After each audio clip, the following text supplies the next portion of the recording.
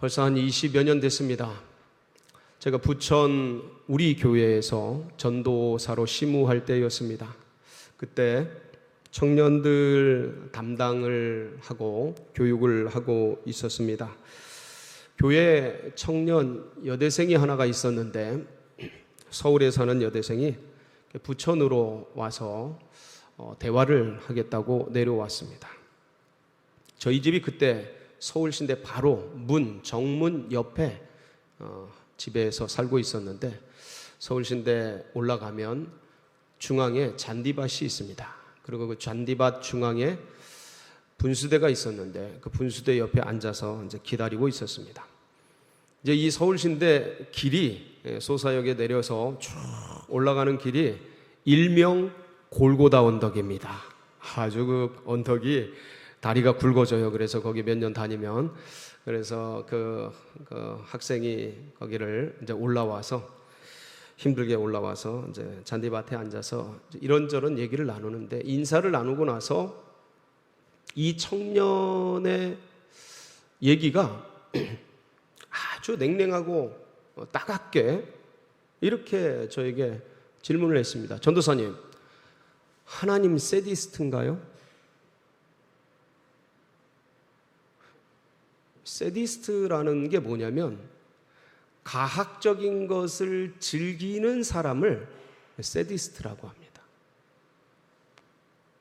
하나님 세디스트인가요? 굉장히 충격받았습니다. 제가 그 얘기를 듣는데 그래서 아마도 이제 큰 일이 있나 보다 그러고 이제 여러 가지 얘기를 하면서 이제 나누기 시작했는데, 이 청년이 인생이 너무 힘든 거예요. 인생이 괴로운 거예요. 인생이 살고 싶지 않은 거예요. 너무 사는 게 지겹고 불안하고 행복하지 않고 우울하고 어려운 거예요. 이 자매는 서울의 중산층쯤 되는 그런 가정이었습니다. 못 사는 가정이 아니에요. 아빠가 그 당시에 제가 기억하기로 교감 선생님이었으니까 그렇게 어렵지 않은 가정이었고, 중앙대를 다니는, 유수한 대학에 다니는 그런 학생이었고, 그래서 그렇게 고난이나 어려움들, 고통들이 많으리라고 생각하진 않았는데 뚜껑을 열고 얘기하는데, 그러면서 하나님이 왜 나를 만들었는지 모르겠고, 왜 나를 태어나게 했는지, 왜 나를 이렇게 존재하게 했는지 모르겠다고, 내가 이렇게 힘들 걸 아시면서 하나님은 왜 나를 만들었냐, 왜 태어나게 했느냐, 왜 힘들게 내가 이렇게 살 걸 알면서 왜 나를 존재시켰냐라는 거예요. 하나님 세디스트인가요?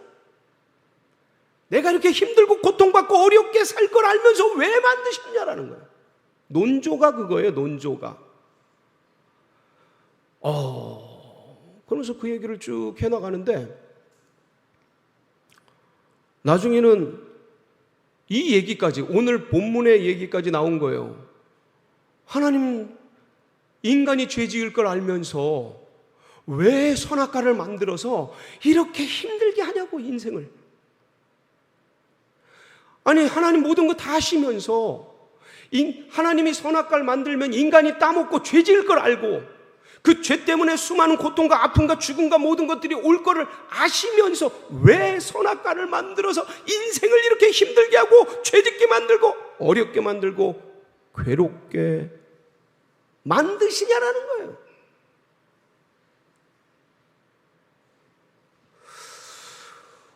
우와, 제가 그 질문을 듣는데 진짜 충격을 받았어요. 한 번도 그렇게 생각해 보지 못하다가 그렇게 질문을 하는 걸, 물론 의문은 있었죠. 하나님이 왜 선악과를 만드셨을까? 이게 어떤 하나님에 대한 이런 자세가 아니고 궁금증 같은 거였지, 이런 자세로 어떤 의문이 아니었어요. 근데 충격죠. 이렇게도 생각할 수 있구나. 이렇게도 말을 할 수가 있구나. 이런 생각을 갖고 있구나.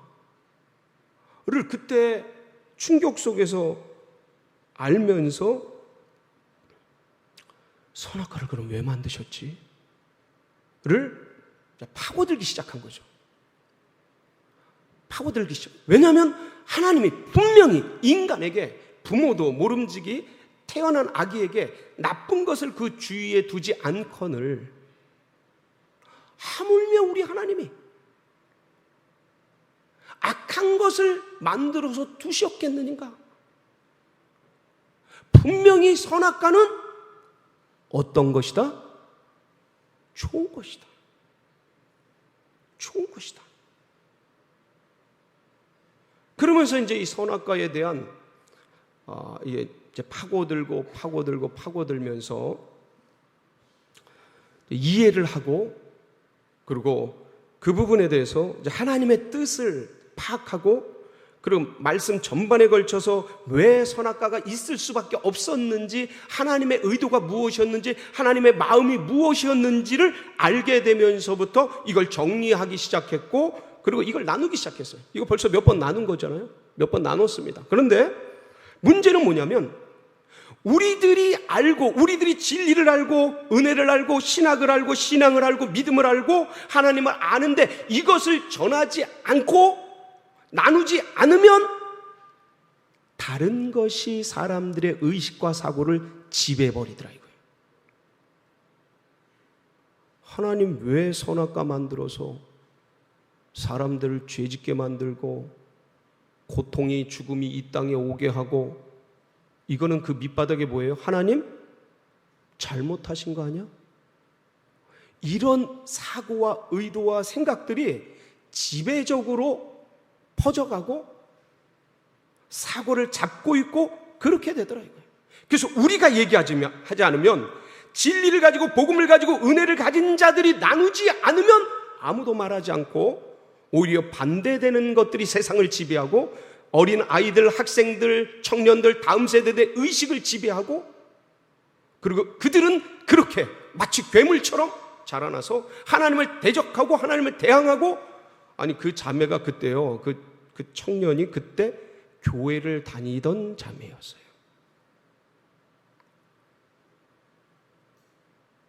그런데 그렇게 생각하는 거예요. 그렇게 된다. 그래서 우리가 이 진리를 가슴에 품고 체계적으로 머릿속에 넣고, 그리고 그렇게 말하는 자들에게 대항해서 얘기할 수 있는, 진리를 증거하고 변증할 수 있는 그런 믿음의 용사들로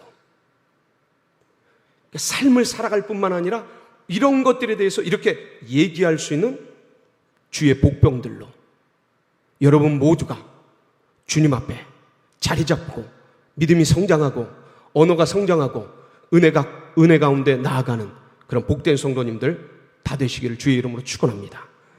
자, 그러면 왜 하나님이 선악과를 만드셨을까요? 첫 번째, 선악과는 하나님이 인간에게 뭘 주기 위한 선물입니까? 자유. 뭘 주기 위한 선물이라고요? 자유. 하나님이 인간에게 자유를 주고 싶었던 거예요. 왜냐하면 하나님의 형상, 하나님은 모양이 없어요. 예? 영이시니까. 근데 하나님의 형상의 본질적인 것이 뭐냐면 자유셔요. 자유. 하나님은 자유하시거든요. 어디에도 구속되거나 매이지 않으셔요. 하나님은 자유로우신 분이에요. 그러니까 이 자유로우신 그 하나님이 인간에게 뭘 주고 싶은 거예요? 하나님의 형상을 새기고 싶은 거예요. 그 하나님의 형상 중에 가장 고귀한 것 중에 하나가 뭐냐면 자유. 자유 아니면 이게 딱 나와야 되는데, 자유 아니면 죽음을 달라. 가장 고귀한 것 중에 하나가 바로 자유예요. 그러니까 주님이 이걸 주고 싶은 거예요. 그래서 선악과를 만드신 거예요. 이 선악과가 바로 자유를 인간에게 주신 선물이에요.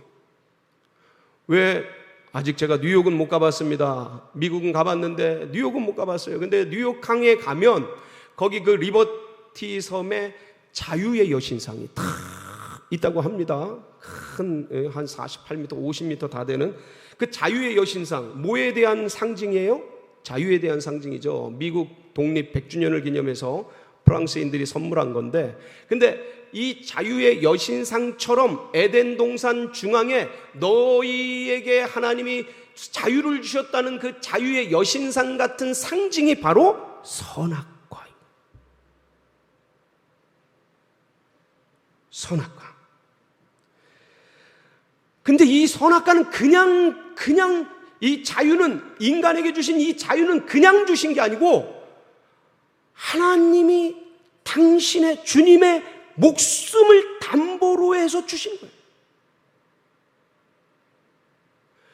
왜 그 부모들이 아이들을 낳는데 이 애들이 앞으로 살아갈 수많은 어려운 고난, 아픔 이런 게 있음에도 불구하고 자녀들을 낳지 않습니까? 그걸 부모들이 다 짐져주고 애들이 성장해서 성인이 될 때까지 책임져주고 막 그러잖아요. 그 고난을 감수하고, 그래서 회사에서 밖에서 그냥 어려움을 당하면서도 키워내는, 그러니까 한마디로 말하면 이 아이들이 당하는 고난과 인생의 고통을 알면서도 이 아이들을 출산하고 생명을 낳지 않습니까? 바로 그거예요.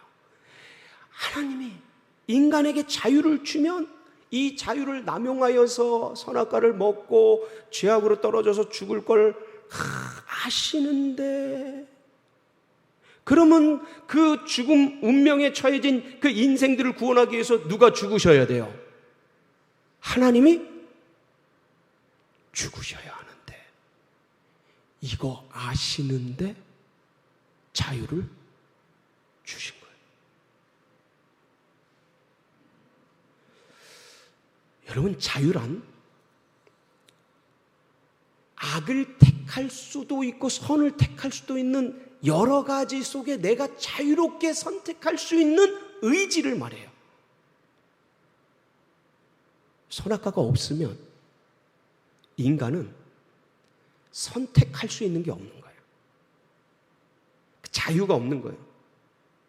만들어진 마마보이, 선 속에서만 살아가는, 하나님이 만들어 놓은 에덴 동산이라는 비닐하우스에서만 그냥 살아가는, 그게 나쁘다 좋다 이런 의미가 아니고 뭔가를 선택할 수가 없다는 거죠. 한마디로 말하면 생명체 있는 로봇 같은 존재가 되어지는 거예요. 근데 주님은 그게 아니고 자유로운 인격적 선택을 하는 인간, 이 하나님의 형상이에요. 이게 그런 존재로 사람을 지으신 거예요. 그래서 선악과를 하나님이 만들 수밖에 없었던 거예요. 이게 첫 번째 이유입니다. 선악과를 만든 이유, 첫 번째, 인간에게 뭘 주려고요? 자유를 주시려고. 두 번째는 인간과 하나님이 맺은 첫 번째 약속이 바로 선악과예요. 선악과. 첫 언약, 첫 약속, 첫 계약이 바로 선악과예요. 선악과. 선악을 알게 하는 나무의 실과인데 그냥 선악과라고 하겠습니다. 여러분, 이 선악과는 주님께서 그러셔요. 동산 중앙에, 에덴 동산 중앙에 영생과 선악과가 있는데 이 선악을 알게 하는 나무는 절대 먹지 말아라. 먹는 날에는 어떻게 되리라? 반드시 죽으리라. 손대지 말라. 그러니까 이 손대지 않으면 어떻게 되는 거예요? 영원한 영생을 누리는 거예요. 그러니까 이게 금지 언약입니다. 금지 언약. 하나님이 인간과 맺은 첫 번째 금지 언약, 그것은 그거를 먹지 말아라 라는 말씀이에요. 근데 인간이 의식이 형성되는 과정을 자세히 살펴보면 어떻게 형성되냐면 금지하고 제한하면서 의식이 형성돼요. 우리 자녀들을 한번 생각을 해보세요. 우리 자녀들을 기를 때 낳으면 아이가, 이 낳은 존재가 이 부모님이 만들어 놓은 방, 이 따뜻한 이불, 여기가 좋은지 나쁜지 어떤지 그것들에 대한 판단 자료가 없어요. 아이는. 그러니까 이 아이가 이제 막 걸어가서 저쪽 딴 길로 가고 막 이런 데로 갈 때, 애비 거기 안 돼. 자, 이 안 돼, 이게 금지 계약이에요. 거기로 가면 다쳐. 거기로 가면 애비 칼 그거 아야 피 줄줄 아파. 만지면 안 돼. 금지 언약. 그러면서 그걸 건드리지 않고 여기 있는 게 안전하구나, 여기 있는 게 건강하구나, 여기 있는 게 행복하구나. 그러니까 그 금지 언약을 통해 반대적인 개념을 인식하는 거예요. 그거 안 하는 여기가 행복한 장소고 은혜의 장소고 기쁨의 장소고 그러한 장소인 것을 인식하는 그 첫 번째 주님이 인간에게 집어넣으신 언약이 바로 선악과 언약입니다. 그래서 이게 중요해요. 이거를 먹는 날에는 어떻게 된다 그랬어요? 죽는다 그랬죠. 죽는다. 그러니까 이걸 먹지 않으면 어떻게 돼요? 영원한 행복과 은혜가 보장되는 거예요.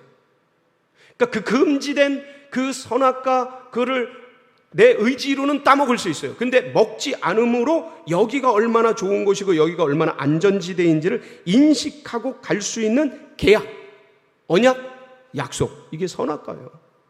그러니까 참 자녀들에게는 행복한 그런 것이죠. 그것이 이 선악과가. 마지막 세 번째가 뭐냐면 이 선악과는요, 창조주와 피조물을 인식하는 경계선이에요. 경계선.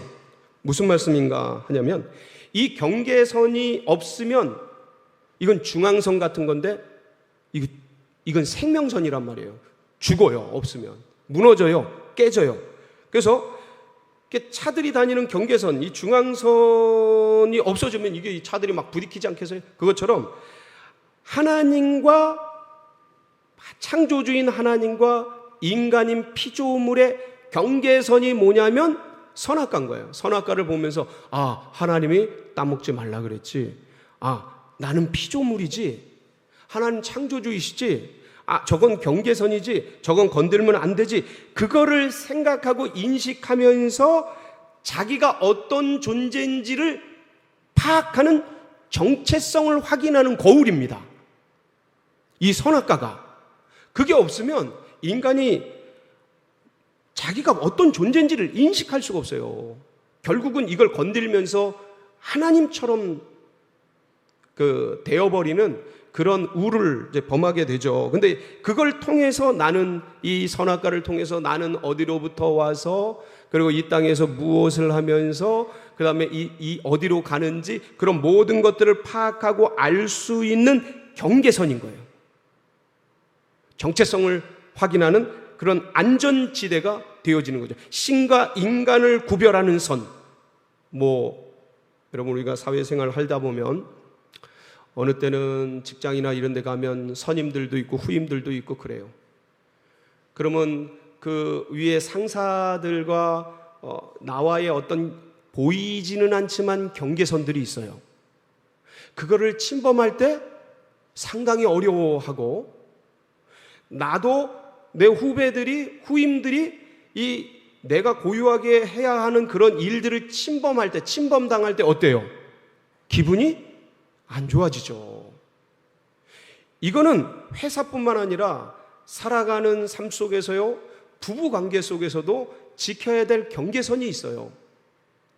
남편이 해야 될 일이 있고, 아내가 해야 될 일이 있고, 서로 같이 해야 될 일이 있고, 이 경계선들이 있는데 그거 건드려지면 아무리 평생을 살아가는 부부이지만 기분이 별로 좋지 않아요.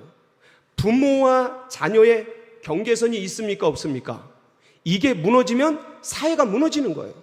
생명이 무너지는 거예요. 스승과 제자의 경계선이 있습니까? 없습니까? 이게 사라지면 이게 권위주의가 아니고 이 권위의 선이 사라지면 이 경계선이 사라지면 그 사회가 망조가 되는 겁니다. 무너지는 거예요. 겉으로는 삐까번쩍한 것 같아도 속으로 썩어 들어가는 거예요. 나무 밑둥이 썩는 줄 모르고 밑바닥 사회 구조가 썩는 줄 모르고 어느 순간 와르륵 하고 무너지는 거죠. 이 보이지 않는 경계선, 그게 바로 이 선악과입니다. 하나님이 하나님 되시고 피조물 인간이 인간 되는 그 선. 그러니까 이 경계선을 통해서 자기 인식을 하는데 이것이 마치 이것은 자기를 보호해주는 선이 되는 거예요. 생명선이 되는 거예요. 산모에게 연결된 아기의 탯줄 같은 게 바로 이 선악과입니다. 근데 아기가 이게 아우 귀찮어 이거 자꾸 나를 구속하고 억압하고 나를 묶어오고 딴 데로 맘대로 못 가게 하는 것 같아. 그리고 이걸 탁 끊으면 어떻게 돼요? 이 탁 끊는 거 이게 선악과를 먹는 거예요.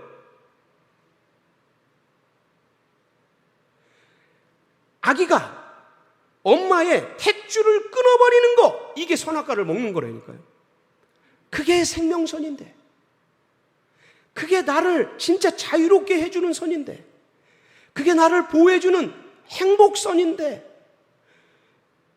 이게 이 뱀의 얘기를 듣고 이게 갑자기 귀찮아지고 이게 날 구속하는 것 같고 억압하는 것 같고 끊어버린 그래서 그걸 먹어버린 그 사건.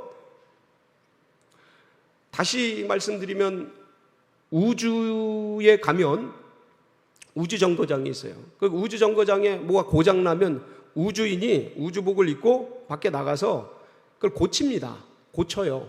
근데 그때 그냥 나가지 않고, 왜냐면 무중력 상태라 그냥 나가면 그냥 날아가 버리니까 여기에 선을 이렇게 우주선에 이렇게 연결한 선을 가지고 이렇게 나갑니다. 그걸 뭐라 그래요? 생명선이라 그래요. 근데 우주인이 이거 귀찮아. 나 이거 구속하는 것 같아. 이걸 끊어버리면 어떻게 되는 거예요? 우주를 마음껏 유영하고 다닐 수 있죠. 그게 자유일까요? 그게 죽음이에요. 이 선을 끊는 게 바로 선악과를 먹는 행위였어요.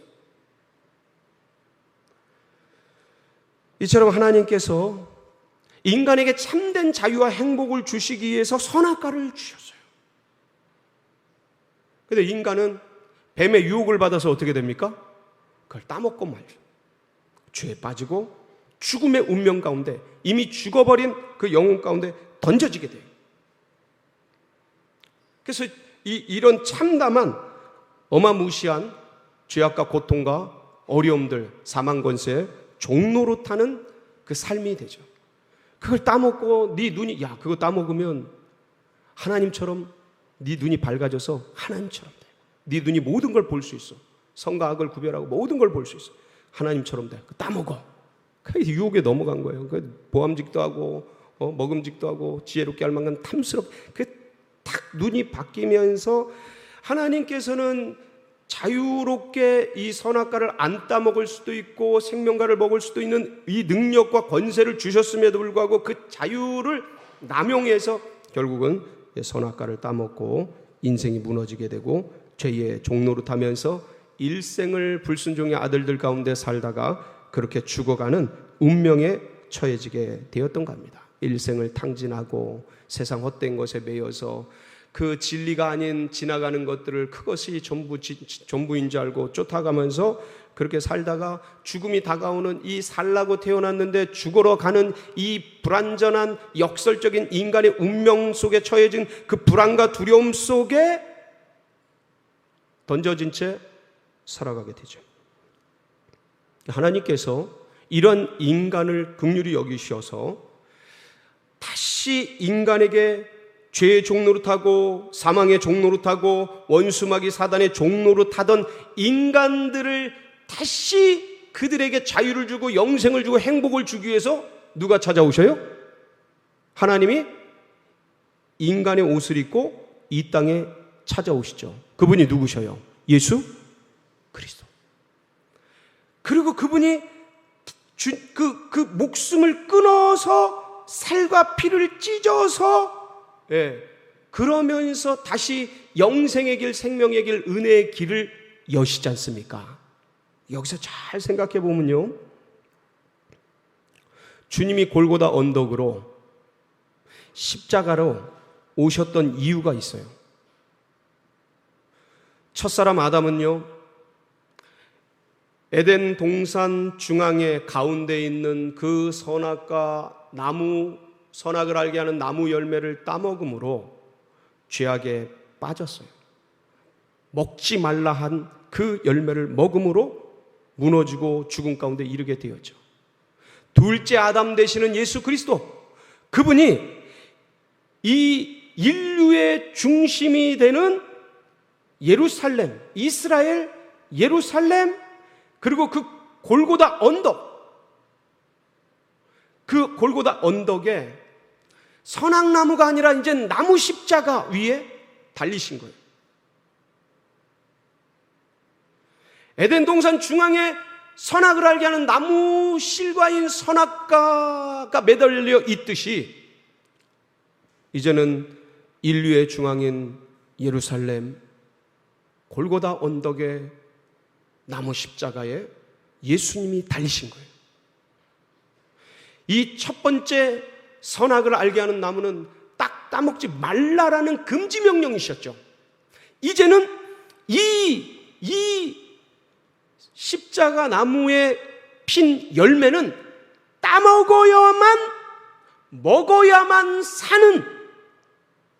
먹어야만 사는 영생을 누리는 그런 실과가 되었습니다. 이 말씀을 예수님이 친히 말씀하셔요. 요한복음 6장에서, 요한복음 6장 53절로 55절에 보면 이런 말씀이 있습니다. 같이 한번 볼까요? 시작. 예수께서 이르시되 내가 진실로 진실로 너희에게 이르노니 인자의 살을 먹지 아니하고 인자의 피를 마시지 아니하면 너희 속에 생명이 없느니라.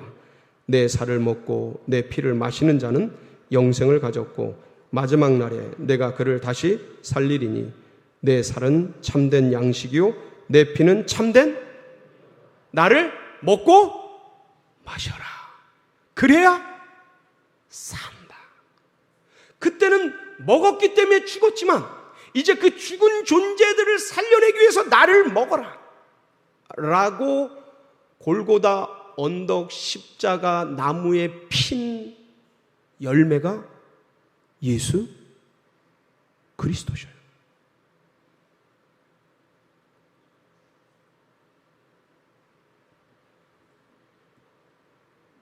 이제는 이걸 먹어야 돼요. 예수의 피를 마셔야 돼요. 예수의 살을 먹어야 돼요. 그래서 이제 모든 종노릇으로부터 이 세상 짜놓은 거짓의 종노릇으로부터 사단 마귀는 온 세상을 거짓으로 짜놨어요. 하나님 없다 라고 하는 그 거짓, 하나님을 부인하는 그 거짓, 온 세계를 그렇게 짜놨어요. 그 거짓으로부터 진리의 매일, 영생으로, 행복으로, 은혜로, 영원한 삶으로 나올 수 있는 영생의 열매, 그게 뭡니까? 예수 그리스도. 여러분, 첫사람 아담이 죄를 짓고요, 하나님이 그 에덴 동산에 있는 영생과로 나아가는 길을 막아버리십니다. 이유가 있어요. 막으신 이유가, 우리 창세기 3장 22절에서 24절 보면 한번 볼까요? 그 이유가 나오는데, 시작. 여호와 하나님이 이르시되 보라, 이 사람이 선악을 아는 일에 우리 중 하나같이 되었으니 그가 그의 손을 들어 생명나무 열매도 따먹고 영생할까 하노라 하시고, 여호와 하나님이 에덴 동산에서 그를 내보내어 그의 근원이 된 땅을 갈게 하시니라. 이같이 하나님이 그 사람을 쫓아내시고 에덴 동산 동쪽에 그룹들과 두루 도는 불칼을 두어 생명나무의 길을 지키게 하시니라. 생명나무의 길을 지켜 막아 못 들어간 게 한 거죠. 왜냐하면 죄를 지은 채 생명나무를 먹으면 영원히 죄 지은 채로 있으니까. 이 죄의 독을 빼내고 이 죄를 씻고 영생할 수 있는 열매, 그게 뭡니까? 예수 그리스도인 거예요. 그래서 둘째 아담 되신 예수께서 골고다 언덕에서 십자가 나무에 핀 열매로 맺으신 거예요. 우리에게 뭘 주기 위해서? 자유를 주시기 위해서. 우리에게 뭘 주기 위해서? 영생을 주시기 위해서. 이 가짜된 세상, 거짓된 세상 가운데 우리에게 뭘 주기 위해서요? 진리를 주기 위해서. 주님이 그 십자가를 지신 거예요. 주님이 그렇게 오신 거예요. 그러니 우리는 다시는